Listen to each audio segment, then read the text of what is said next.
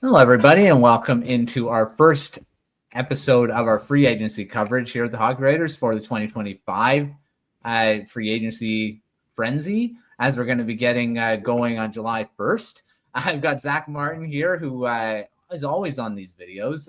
How's it going, Zach? No, doing good, man. Appreciate the invite as always. Always, ready to talk puck and all that stuff. And it's crazy we're finally a free agency after that.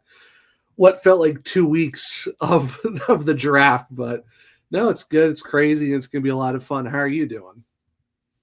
I'm doing good. Yeah, we just had the craziness of the draft, lots of coverage here at the site. And then, of course, right away, it's like a couple days later, we're right into free agency, which is the second biggest period of the offseason. I guess the offseason kind of starts when the draft is, and then it really starts when free agency starts. So, I mean, I don't know how crazy it's going to be. A lot of the big names are already off the board. I mean, we're going to talk about a few of the guys that are still available, but not really any massive names. I mean, there's two really big ones, but the other guys like Mitch Marner, we'll start there because that pretty much just happened today. I mean, there's a few things that happened. We're going to talk about that before we get to the guys that haven't signed. But let's talk about Mitch Marner. I mean, he was the biggest fish on the market. I mean, and he ends up going to the Golden Knights in a sign and trade. And I mean, the Maple Leafs are getting something for it. It's not like, I guess they would have got a lot more if they would have traded him at the deadline, which I mean, they wouldn't have because they were going to make the playoffs. And of course, trading Marner then would have been a bit of a weird thing to do. So I guess they weren't going to trade him during the season. So they did get something. There's not really any. It was rumored as with Nick Waugh. I'm assuming that's still the thing, but they did trade him, and then he signed an 8-year, $96 million deal with the Golden Knights.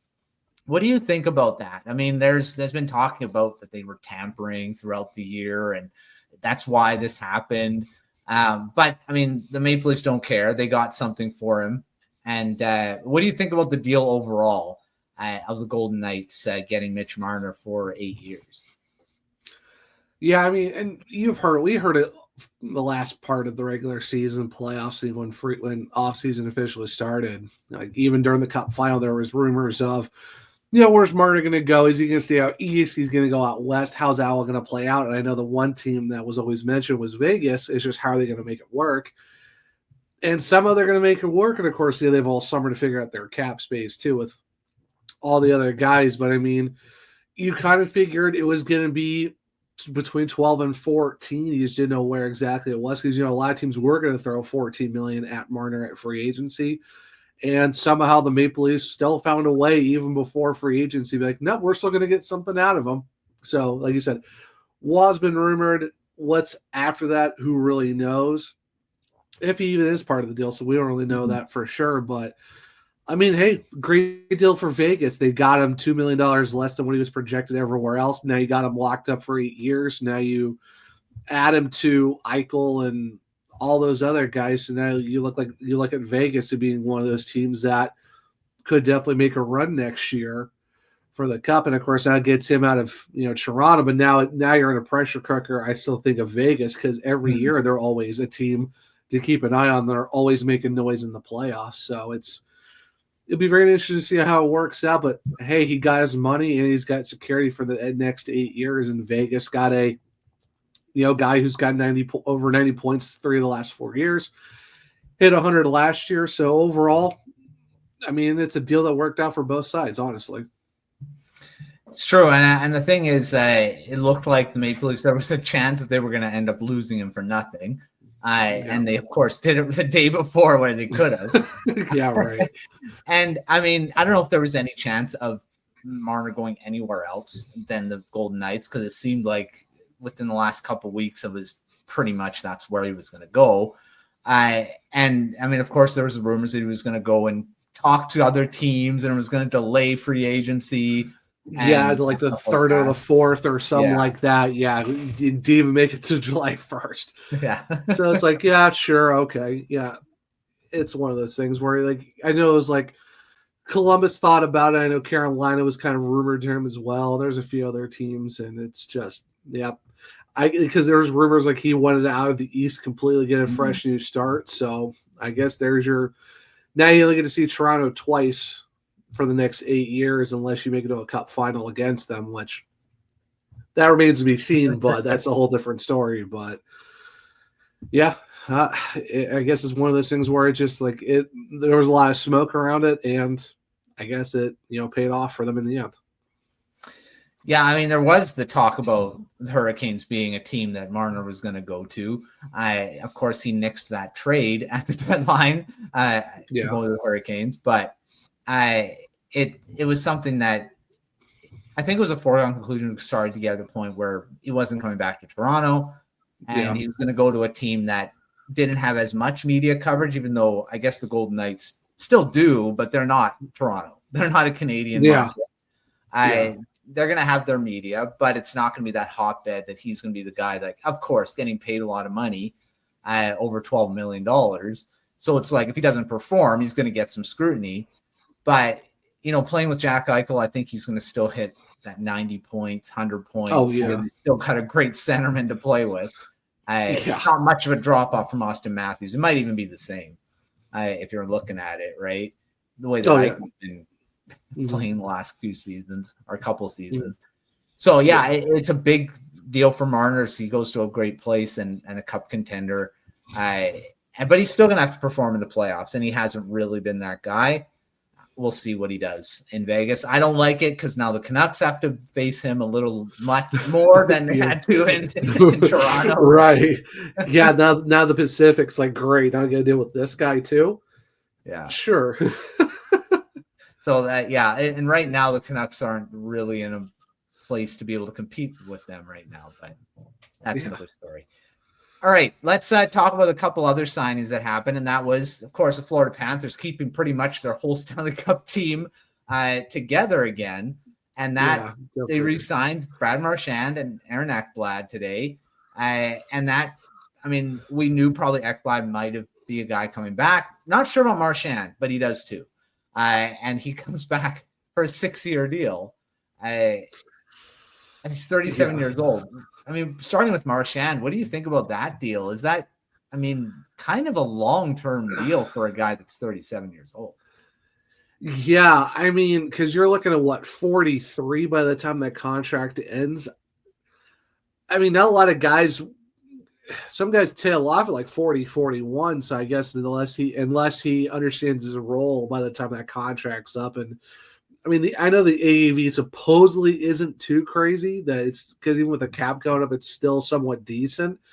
I guess it just depends on where he's okay with playing top 9, bottom 6 by the time that contract's up. But I mean, I know there's a lot of rumors of Toronto's going to make a run for him. I know Utah wanted to make a run.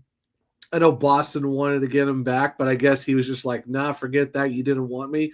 I'll stay in Florida where they actually want me. And now he gets to write out the rest of his contract in South Florida for a team who just went back-to-back. So it looks like Florida's trying to be like, all right, let's run it back again for a three-peat with the same crew. And I mean, the AAV, I guess it's fine. It's just how is that going to be by year 4 of that contract when he's closing in on 40?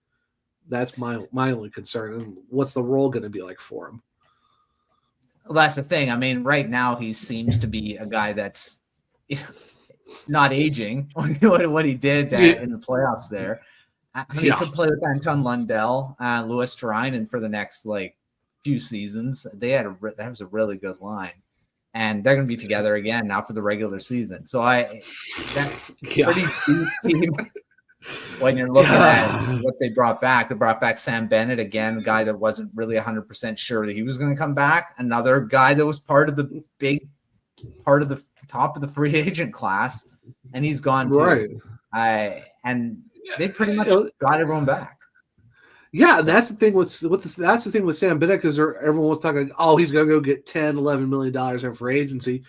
Comes back for an 8x8. You're just like, good grief. Like you just got your Conn Smythe guy back for $2 million less than market value. Now you bring Marchand back, and now you still got Kachuk lined up through still, and you have all these other guys, and then you go get Ekblad for a lot less than what they were projected for him as well. It's almost like the was it the 2010 Bruins where they had like Pasta, Bergeron, Chara, all those guys are coming back for hometown discounts less than $10 million. Like no one was getting really paid, and now that's the same thing now with Florida. Here's your 2020 version of those guys where everyone's coming back way less than market value because they want to keep this thing rolling for another few years, and that's the scary part. Because like you said, you got Bennett back on an 8x8, Marchand on a 6x less than 6, and then you get Ekblad back for less than 7. It's like good grief. These guys are just they're running it back for a 3-peat. It seems like that's the scary part. Yeah, the whole team is coming back. And the thing is, I mean, they don't have a lot of cap space now. I mean, they're saying that people are saying, well, how are they going to sign a backup goaltender at league minimum? Just go get Alex Lyon back for like 1.1 or something like that. Like it doesn't matter. It's you got Sergei Bobrovsky who just got you back-to-back cups. I don't think they really need a backup goalie. They could just throw whoever in there at this point. Yeah. And Nate Schmidt is a free agent too. I mean, but they seem to be able to just get these low-end. I mean, not saying Schmidt's a low-end guy, but he didn't sign for a lot. No. They'll be able to get a defenseman to sign for a reasonable amount to replace him, or just use some of their guys that they already have. Which I mean, or Nate Spiel just sign. He'll sign for the league min, and he's like, I don't care. I'll come back for another season just to do what he says. Like you said, he wasn't making that much to begin with, so just he could be like, all right, I don't care. I'll come back for a league min and just run it back for a third time. I mean, it's what it seems like right now with Florida. That's the scary part. It's like no one's leaving. No one. Like, oh, Florida's going to lose all their guys. No, not the case. No, I mean that's the thing. Sam Reinhart was another guy that everyone thought was going to be gone, and he's re-signed too. They seem to be able to keep their guys, which is not always the case for Stanley Cup winners. They always seem to lose everyone. Yeah. Not happening with them for sure. Yeah. All right. I mean, other things that happened, Andrei Kuzmenko re-signed a 1-year deal with the Kings. I mean, that's a pretty value deal for him. Seems like he fit finally for the first time since the Canucks. I mean, that's an pretty good signing. It's low risk, really, 1-year deal. Mm-hmm. If he doesn't really pan out, you can trade him, I guess, at the deadline or, I mean, runs out the year, right? Ivan Provorov re-signed with the Blue Jackets. That's a report right now. I don't know if that's official. So 7 by 8.5 is what they're saying.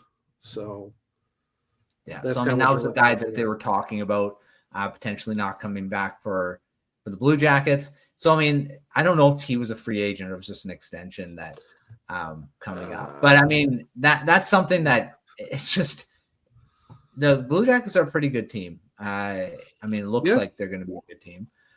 And he was going to be a free agent. So, I mean, they've got a pretty good defense, and they've of course made some moves, some trades, getting Charlie Coyle from the Colorado Avalanche, Miles Wood as well. So, I mean, it's going to be interesting to see how the Blue Jackets do in free agency too, because they do have some room to add some guys. But they're another team to kind of keep an eye on. Wow, let's talk about some of the guys that are still available. There are some top names still there. I mean, it's not a lot. They're not sexy names, I guess. There are a couple guys, and we'll start with Nikolaj Ehlers because he's probably now the guy that everyone's going to be. Him and, of course, the next guy we're going to talk about, Brock Boeser, are going to be the two big names that everyone's going to be watching unless they magically re-sign with the Jets and the Canucks. Doesn't seem like that's happening. But what do you think about Ehlers? Where do you see him landing? Lots of teams that are kind of talking. I know the Hurricanes were one with Ehlers as well. I mean, everyone that needs a scoring winger would be going in on Ehlers. This is where he's going to want to go. Where do you see this kind of playing out? Yeah, that's the main thing. Is like you said, it's like right now, it's like you could look at Mikael Granlund too, but supposedly Dallas is trying to go and get him back, but they have to go figure out how to move money off to get Granlund back because they just signed Matt Duchene to his 4-year extension. So, and they're trying to make a run at Robertson still too. So, I already know where Granlund sits, but for Ehlers, Yeah, Carolina's been a team that's been kind of, linked to him. But of course, the Jets said that even, don't close the door on Manitoba. He might go back. He just wants to see what's available to him at free agency. I know there's a, ton of teams that are going to take a look at. I know Columbus has kind of been thrown out there. I know Winnipeg's been, Winnipeg, Utah's been thrown out there too. There's a lot of teams that can go get Nikolaj Ehlers if they really wanted to. Because his last contract was only $6 million for 7 years. So that's not bad. And I think from what AFP analytics are projecting, I think they're saying like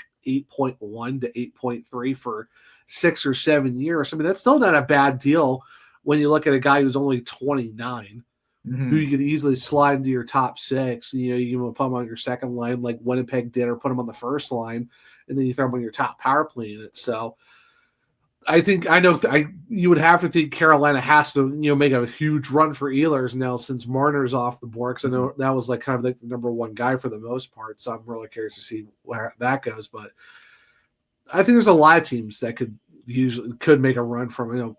I wouldn't be surprised if Boston tries to go for something too. I know they brought Morgan Geekie back, and I know they extended a lot of other guys too, like Mason Lohrei, Michael DiPietro, Beecher, all of them. So I know they've been kind of busy too, but I wouldn't rule out Boston if they want to go make a run. I know, like I said, Carolina, Columbus, who knows, even Detroit. I would say watch out for Detroit. They could be a sneaky team that can get something done too. I know they just traded for Tarasenko, but and I know Eisman wants to bring back Patrick Kane too, but I wouldn't overlook Detroit. It seems like they could be one of those sneaky teams that could be like, hey, we'll go get them. So yeah, I think there's a lot of suitors that could go make a run for Ehlers.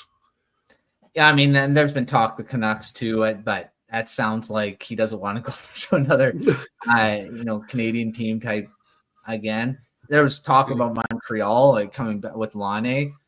Yeah, I don't know, that could happen. It seems like there's, of course, he's going to get a lot of offers. It's just where does he want to be, and where does he kind of feel comfortable?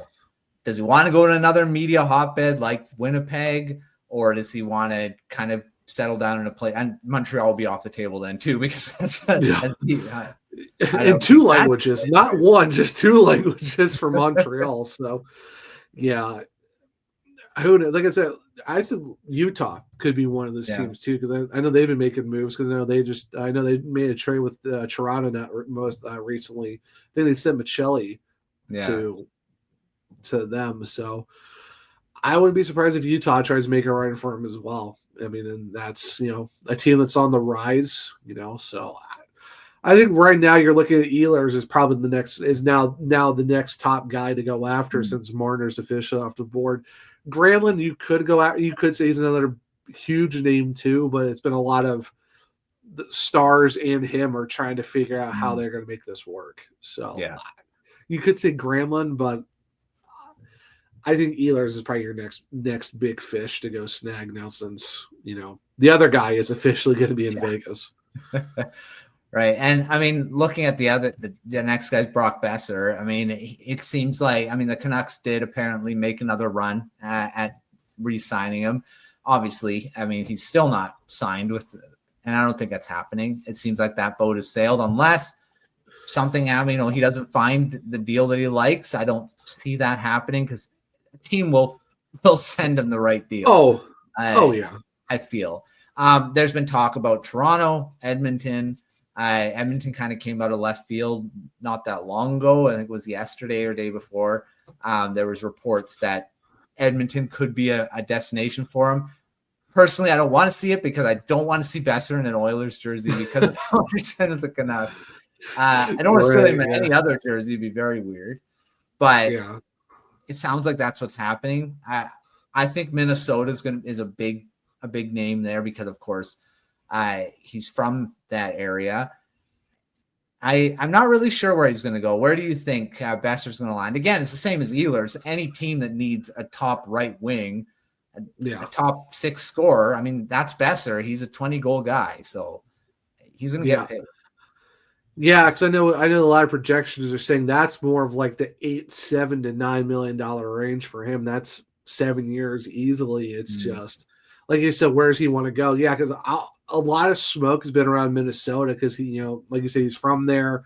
It sounds like Minnesota wants to make a run. Of course, they still got to figure out what they're doing with Marco Rossi in that whole situation too. So I guess it depends on what Minnesota wants to do with that.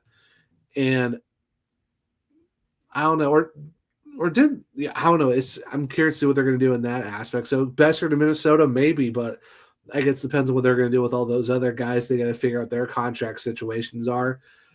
Edmonton, I don't know. It's like, do you really want to stay? Do you want to go from Vancouver to Edmonton? And of course, Edmonton just signed, Bouchard to that $10 million plus for only 4 years, which is still kind of crazy. They gave him a 4-year, $10 million plus contract. You figure it'd be like 6 or 7, but yeah, it is what it is. But I don't know about Edmonton, Toronto. I don't know if you're Boeser. Do you want to go from Vancouver to Toronto? That's kind of like the big thing there. And like, do you want to stay in a Canadian market? So I could see him going back to the States. Yeah. Outside of Minnesota, I have not really heard any other team down here. But of course, like you said, anyone can make a run for him. I know, possibly Carolina might be. I mean, Carolina seems like they're always interested in everyone. It seems like, because they're always a team that's like, oh, I heard the Hurricanes are interested. Well, I mean, yeah, because the thing is with them is they're always asking around. They're always going to be taking phone calls. So yeah, they're always going to be linked. But to what extent is that question? So yeah, I don't know. I think Boeser's probably the bigger question mark outside of Ehlers, because Ehlers is like, you kind of know, like there's a few teams that like physically that have talked to him. With Boeser, yeah, all I've heard is Vancouver and Toronto, and like you said, Edmonton's a weird one. In the States, it's mainly been Minnesota, but there could be a team that could be like, hey, let's go make a run for him, and why not? So I mean, are you Ottawa? Do you go make a do you go, if you're Ottawa, or are you the Rangers, or I don't know about the Rangers, but there's someone that they could go make a run for too. It's just who and how much and all that stuff too. I mean, that's the main thing. You don't really know about Boeser, because at least with Ehlers, you know the Ehlers teams. Boeser, you don't really know the teams for him. Yeah, there's been a lot thrown around. I mean, you mentioned the Rangers there. That was because, I mean, I don't know if there was any chatter about it. It's because JT Miller's there now, and they have really good chemistry. So I'm like, that's kind of could make sense. But is that something the Rangers are looking at? I'm not really sure. So it's like, it definitely makes sense. I mean, they did play well together, and Boeser said he didn't like it when Miller got traded because he had a really good relationship with him. And of course, kind of dropped off a little when after that, took him a while to kind of be able to play with someone else. He played with them for so long. So, I mean, that could make sense. I don't know if the Rangers are looking at that. I mean, of course, they want to make some moves because they want to make it back to the playoffs and become back to what they were. But well, I know they're possibly thinking shipping out Zibanejad, so maybe, who knows? Yeah, Boeser's gonna be an interesting one. Ehlers and Boeser are the two guys. I think those are gonna be the guys you're gonna be watching right away. Right when the free agency starts, where they're gonna go. There are some other names. I mean, one guy, Jonathan Drouin, from the Colorado Avalanche. I mean, he, of course, signed there and had a pretty good couple. I think it was a couple seasons there. Pretty good. Seems like he's going to hit the market. He could be a pretty good guy for teams that don't get Ehlers and Boeser, because probably won't sign for a huge amount. Yeah, because 2.5 last year on a 1-year deal with Colorado. He only played 43 games, but he did get 37 points, but a lot of them were assists. He only had 11 goals. Yeah, I think some team might take a flyer on him. I just don't know who and for how much. Yeah, because if you're him, like, you're already 30, and you kind of had like an okay season where you were coming off an injury, so it's like, how much are you really asking? I would say 4.5.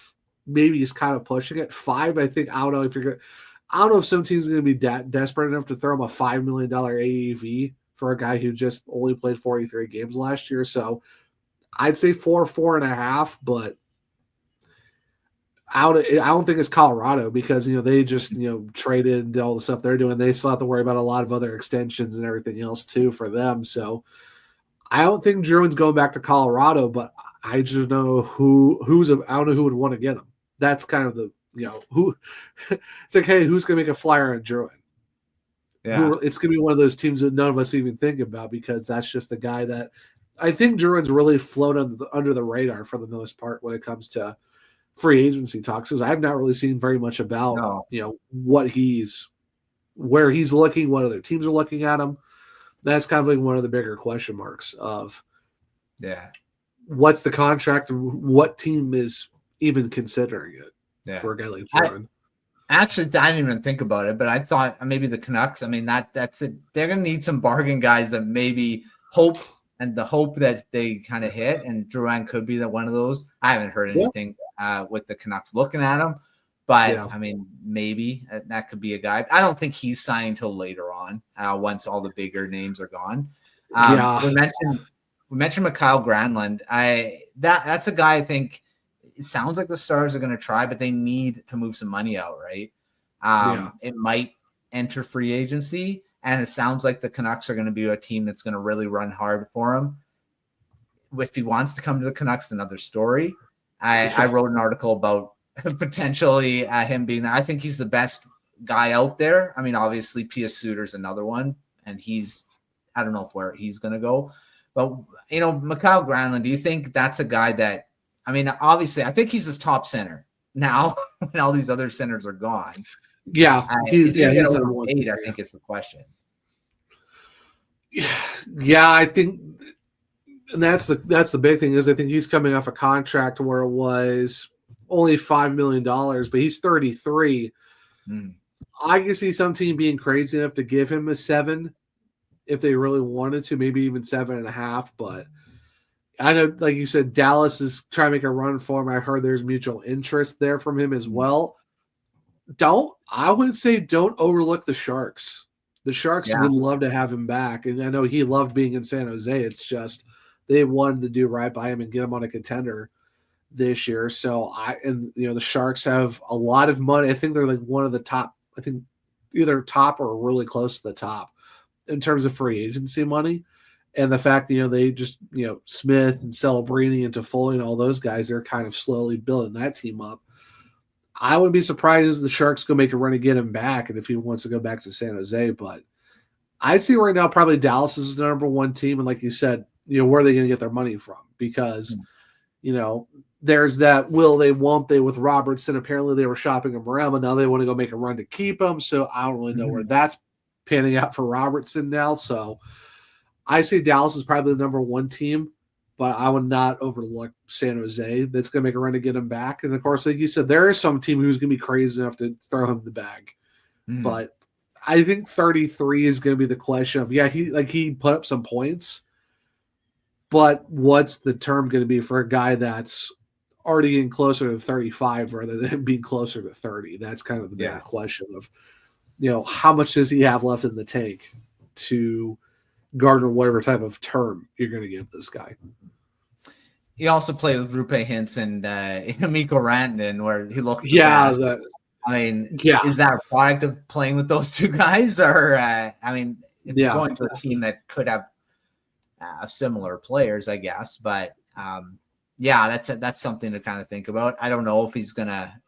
He'll probably just re-sign in Dallas. We're all talking about it all of a sudden. Yeah, I think it's going to be. It's just how is Dallas going to figure it out? But of course, they have their 3-time in a row GM of the year, and they'll figure something out in Dallas apparently. So who knows? Yeah. Looking at the top, I don't know if he's probably the top defenseman now left on the board now is Vladislav Gavrikov. He's one of them, at least, if I'm missing anyone. LA seems like a team that are trying to get him back, but that's looking kind of dicey. Where do you see him ending up? Yeah, because I'm looking on the other defensemen. Dumoulin, Ceci. I think that's what you got. Orlov, Burns. The only other defenseman that finished with better points is Matt Grzelcyk out of Pittsburgh. But that was 39 assists and 40 points. So, you're not really getting a guy. He had 1 goal last year. So, Yeah, so I think you're right. I think Gavrikov is the top guy. Yeah, I don't know. I haven't really heard anything about what teams want to go for this guy, because I know there's a lot of talks of a 7x7, 7x7.1 to go get him. It's just what team wants to make that move. I wouldn't be upset if Carolina wouldn't go after him, because I mean he's on the right side of 30, and he'd be a great guy to have because I think he's is he a left shot or is he a right shot? I can't remember now. He's a left shot center, but he can play on both sides. So I mean, he wouldn't be a bad option if Carolina wants to get him and put him on the right side if they wanted to, or find a way to make it work.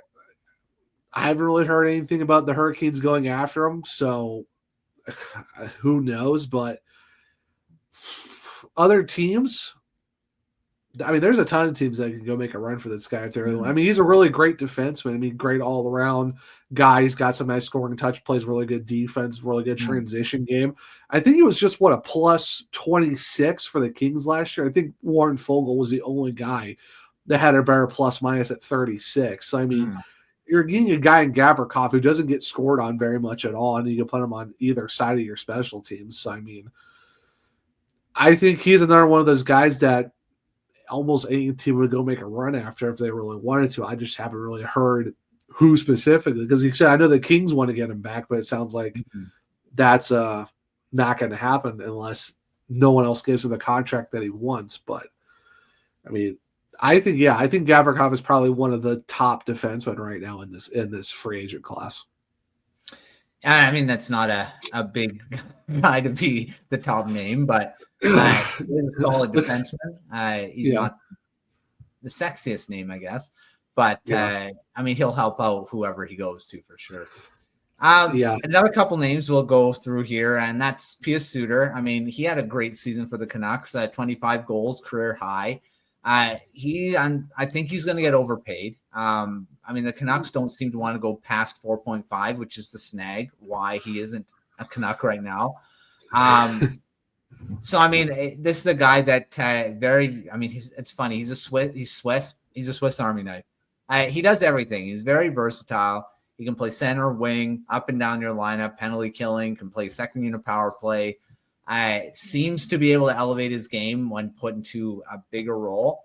So, I mean, a team will pay him. I just don't know if he's going to be worth what he's going to get paid. Is it a one-off because he was given a lot that opportunity because of the injuries the Canucks were dealing with? He was elevated into a top-line, top six role when most of the time before he was playing in that bottom six. What do you think about Suter? Is that someone that, I mean, obviously he's going to get signed by someone. It's just, will it be too much? Yeah, because I think I've seen a lot of like 5.5s for him, which I still don't think is so much of an overpay, because we've seen a lot of overpays. We've seen a lot of overpays already. Yeah, just by these extensions, like there's a lot of guys like Provorov got way too much for a guy who should not be getting paid $2 million more than Aaron Ekblad. I'm sorry to say, but that Provorov deal is absolutely bonkers.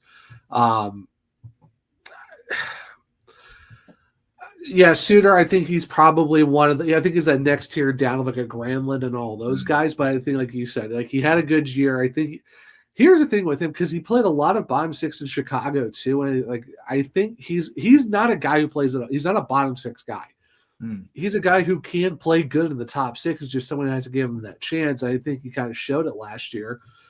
So I think some team will probably give him 5.5. I wouldn't really consider that an overpay, especially if he goes and be your second line center, which for Carolina, I would love to go give him, because I've even written about it for us here at the Hockey Writers. I said Pius Suter would be a great second line center to go pick up for the reasons you said. 2C, put him in your second power play unit. You know, he can do all the things that he needs to, and he's got that touch, and he knows what he needs to do in that area. And I think his two-way game would fit the system perfectly, and now give the Hurricanes. I know it's not the 2C that's like, oh, okay, this is like now the Hurricanes are going to go do whatever they want, but I think it's still a guy at a 2C spot where you're like, okay, you're feeling pretty good about yourselves. It's, probably your best second C you've had since Vincent Trocheck, so at least you're putting yourself in a good spot. So I think someone will pay him. Like you said, it's just is it 5.5? Is that worth it? I think it is. Now, if you're hitting 6, I think that's kind of where you're getting to like the I don't know about that type of contract, but someone's going to pay him. It's just who. And I think it has to be a team where it's like, okay, we're going to throw you as our second line center and be done with it. Because he's, like you said, he's shown that he can do it in those bigger roles. Because if he plays more, he plays better. I think that's what it is for a lot of these guys in this league. If you get your minutes, you produce better. Like Eric Robinson. Hardly anyone gave him time, and he was kind of okay. And then Carolina, he gets all the time in the world, and then he has a career year across the board. And he just got a 4-year contract extension. So, I mean, there are some guys that if you put them in a bigger role and give them more minutes than they usually have had, they do kind of show off their skills a lot more. So I think Suter definitely benefited from getting those chances last year. Agreed. And I really want the Canucks to re-sign him, but that seems to be less and less of a chance as time goes on here, because he's a guy that, they're looking for a second-line center. You have just re-sign him. You've got him. Like, I don't get it. Like, right. They don't want to go over 4.5. I mean, unless they budge on that, who knows? Yeah. Well, fine. If we actually just got a trade as of right now, it's not a sexy one. Marchand 6 by 5.25. So it is officially official. Yeah, 5.25 for 6 years by Pierre LeBrun. So that is, we finally got the actual AAVs. And then the trade. It's not, like I said, it's not sexy, but the Hurricanes just got Caden Primo from Montreal for a 2026 7th rounder. So he is a arbitration eligible RFA who had a sub-2 with a 21-2-2 record last year. The AHL. So, yay, we got a trade. Not sexy, but hey, it's a. There you go. There you go. Caden Primo looked to be on the outs in Montreal anyway, because they got Jakub Dobish being their third string. Like I said, it's not sexy, but it is what it is. But at least with Marchand, at least we know what it is. It's not a bad deal at all for that. It's just the term. It's a little. The 6 years, I don't know. That's usually pretty long for me for how old he is. But yeah. Final guy on top is Jack Roslovic. Of course, you know him quite well. He played in Carolina last season. Doesn't look like he's going to return to the Hurricanes. Yeah. Where do you see him going? I mean, this is a guy who's kind of has a really up and down career lately. He had a really good season in Carolina. His best since that year in Columbus, 22-23, I believe it was. Same amount of goals, 22. Is that a guy that could get overpaid too? I mean, this is recency bias, right? When you're looking at 22 goals, maybe he'll do it again. He's got the skill, and he sure got on a roll there with the Hurricanes for a while. Not the best defensively, though. As much as you can see plus minus, his plus minus. Yeah. I will say this, though. He had like 3 goals since January 1st before he hit the playoffs. So, I mean, he had a very hot first half of the season, second half, not the greatest. And he got thrown into a lot of 2C situations in the playoffs.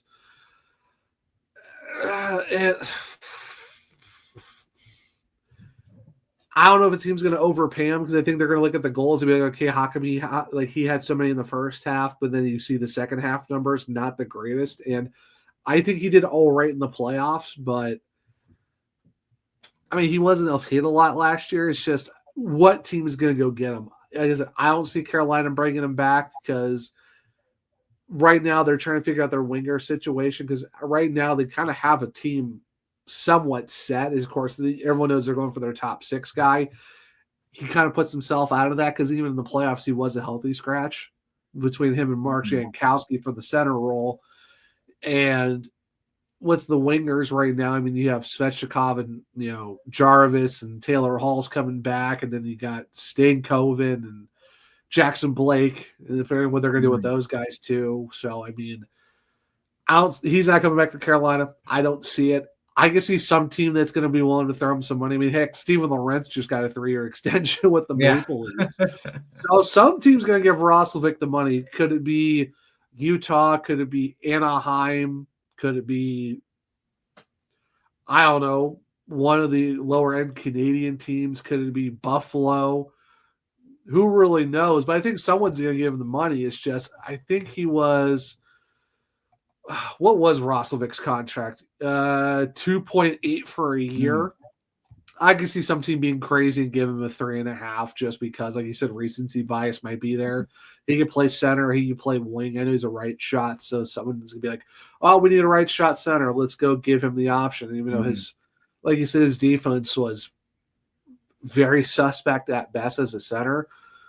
Some team's gonna pay him. He'll probably be an overpay, but it's probably not gonna be a contender. If it is, watching him be buried on the fourth line more than anything else. But I don't know. We'll see, I guess. I don't know. I mean, of course, the Canucks have been, again, any center out there, right. That could play in the top six. And I think Roslovic would be a guy that they'd sign for. I mean, it wouldn't be a lot of money, probably, even though he did score 22 goals. I think he's just, again, that second tier where all the guys are gone. Now the teams are going to look, oh, let's see who's left and see who's, once Granlund signed, once Suter signed as well, that's when the Roslovics of the world will be kind of being looked at. There's not much else, though. I mean, for centermen, unless you're looking at your bottom six, I mean, that's probably where you go next. Nick Bukestad, an interesting name for centers because – I mean, he had not that long ago, he had a really good season with Utah. It was just a season ago, over 20 goals. But he hasn't been really doing that for a bit. So, yeah, center wise, it's tough because you got maybe Mason Appleton, but he didn't really do a whole lot. Bolivier, Adam Gaudette, Andrew Mangiapane. Yeah, it's like Gustav Forsing, but Gustav Nyquist, he's 35. Yeah. So, the center group after Roslovic is a huge, huge drop off. Yeah. And there's not a lot of centers pretty much at all. So, yeah. I think once those guys, I think this is where the trades will start coming. IJ's going to be trying to get some trades. Yeah. Yeah, I think a lot of those, like all those guys we talked about, that's a lot of top 9, a lot of bottom 6, if you really look at it that way. But outside of Suter and Granlund, I don't think there's any top 6 centers left in free agency that you're like, okay, I feel safe with them there. Yeah, not the case. I like Rosie, but not top 6 center material. That's if you want to throw him at center, top 9. Bottom 6 at best, and you could throw him on the wing if you wanted to. Then you just throw him anywhere on the lineup because he's got the speed. Yeah, it's just that second half has to be a lot better because you can't be a first half guy and then be very streaky as the regular season and the playoffs go. I mean, looking at a guy like even Pius Suter, I mean, he went on long droughts of not scoring. He did score 25 goals, but a lot of them were after he got elevated into that top 6 role, top power play. Which, I mean, like you said, if he's given that opportunity, maybe that's what he'll do. Just because he wasn't given the players to play with that could help him out in that. I mean, that's something that you get when you're put into the top 6 and you get more opportunities, more minutes. You're playing over 20 minutes a night, you're going to have more chances. And so maybe if he's given that, he'll be able to do it. Roslovic, I think, is a very risky guy. If you're thinking you're signing him for your second line center or top 6, you're really hoping that he's. It's not. I mean, one big thing for me with Roslovic is that I was looking at his faceoffs, and he only took a little over 300 faceoffs. And if you're put in as top 6, you're probably having to take double that when you're in. And his last time he did that, he was under 50%. And over his career, he's been around 45, 46. And I don't think that's good enough as a top 6. You have to be at least 50. But yeah, that's the thing. Like I said, because he didn't play last center in Carolina last year. That was more so injuries late in the year and in the playoffs. That's really about it. So yeah, that'd be tough. Yeah, we'll see. We'll see where he goes. He'll get signed. I think he's got. Oh yeah, he'll get signed. It's just, he'll get signed. It's just where for how much. Yeah. Who knows? All right. Well, that's all the top names. Like I say, not a lot of sexy names, not a lot of big, massive names that we talked about. Boeser and Ehlers being big guys, but I think they're going to be snapped up probably within the first hour or two. And then we're going to be looking at all the rest of these, and we'll see where they all go. And we're going to have a reaction show talking about it all afterwards tomorrow. So make sure checking all that out, or that's later today because this video is coming out in the morning. But by the time you watch this, you may know some of these names, where they went. But yeah, it's gonna be fun, even though there's not a lot of big names. But thanks, Zach, for coming on, talking free agency. We'll see what the Hurricanes do. We'll see what the Canucks do. Maybe nothing. We're talking about nothing. Well, but hopefully not. If it's nothing, there's gonna be a lot of angry fan bases for us. That's for sure. And it's just like, no thanks. But it'll be interesting. I would say next free agency class, there's a lot of more sexy names for us to talk about this year. Even it's crazy with the cap going up. Not a lot of names. Not a lot of crazy ones. Like you said, all the big names are gone. So it's, where do you go from here? So I mean, you could have some interesting ones that aren't big names. I mean, there's always those, the Kiefer Sherwoods of them. I mean, Kiefer Sherwood was signed as a depth guy. He scored 18 goals. I don't think anyone expected that, breaking the record for hits. I mean, you don't really know. And that's where you kind of get into the bargain bin and hope that you'll get a guy like that. Doesn't always happen, but Adam Gaudette was another one in Ottawa. I mean, no one expected over 20 goals from him. And he could be an underrated guy to sign. He may be too much money. I mean, you may pay him too much because, again, over 20 goals, but and we haven't even talked about Patrick Kane's still available too, and he had 59 points last year, 20 goals. So who knows? Sounds like Red Wings might re-sign him there too. So I don't know. We will see. We'll see what all happens. But till our next video, make sure to check out everything that we have at thehawkriders.com. We got the free agent tracker live. You can make sure, keep up to date with all of the signings, as well as all the news that comes out, all the rumors, and everything, all the fun stuff. And as you probably saw throughout the show, our ticker down there is 50% discount on premium Substack subscriptions. So check that out. Lots of really good writing you can get with the premium Substack. And of course, all of our free Substack newsletters you can get in your inbox multiple times during the week, depending on how many teams and how many things you subscribe to. But you'll get lots of information in your inbox. But yeah, make sure checking that out. But until our next video, we will see you next time.